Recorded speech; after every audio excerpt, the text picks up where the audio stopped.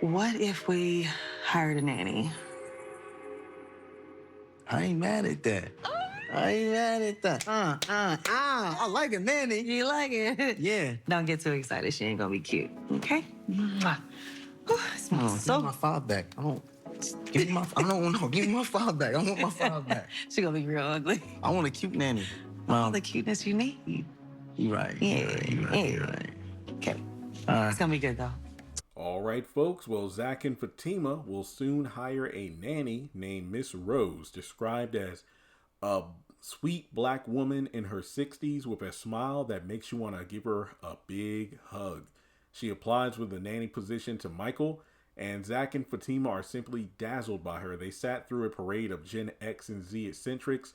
I was born in 91. I think, am I a boomer or a millennial? I never bothered to look that kind of stuff up. I just know it's not uncommon to see memes or BuzzFeed articles or reels about that kind of thing about, oh, Gen Z canceled ankle socks. It's like if you wear ankle socks and you're old or something. I think that's like the latest thing I saw, but whatever. So I guess we're going to see a kind of a mini montage of different people that Zach and Fatima interview, and they're just like, hell no. And then Miss Rose comes in and they're just blown away.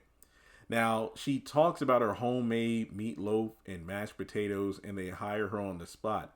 And if any red flags went up, Zach and Fatima missed each and every one of them. So I feel like this is a sitcom trope where, you know, like I know this happened on Sanford and Son, the Steve Harvey Show, and a few others, you know, where let's just say it's one or more guys living in the same apartment or house, and it's like, man, you know, both of us work full time, and you know, one of us is in a relationship, and the other, you know, is just doing their own thing, and there's barely time, you know, upkeep our living space. So they hire a nanny, sometimes, or you know, a housekeeper. Sometimes it's someone who is incredibly sexy, and they're distracted by them, and then this person either does a crappy job cleaning the place, or they straight up rob them.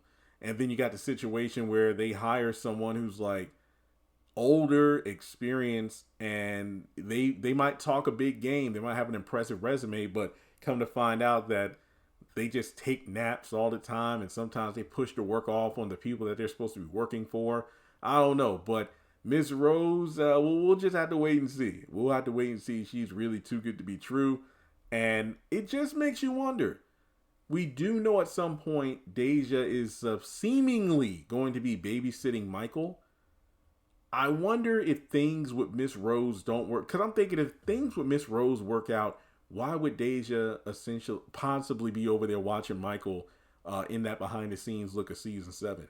I'm thinking Miss Rose might be around for a couple episodes, but then they find out, wait a minute, we jumped the gun, we missed some red flags, we need to get rid of her. And it's like, well, now what are we going to do? So I'm thinking that might be the situation, because Zach was wearing the shirt he's wearing to the hospital when he goes with Karen and Aaron. So I'm thinking that it must be like a last minute thing. I need somebody to watch Michael because I got to go to the hospital. And then Fatima's at work, and then she finds out about Deja and like rushes over to the house. So we'll just have to wait and see. But do you think Miss Rose is going to be fired as quickly as she's hired, or she's going to be the permanent nanny? Let's talk about it in the comment section below. Regardless, she must give one heck of a presentation during the interview, because Zach and Fatima high five. So enough said.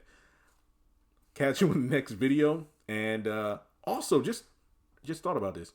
If Miss Rose does become like the permanent nanny, will she show up in Zatima? Just throwing that out there.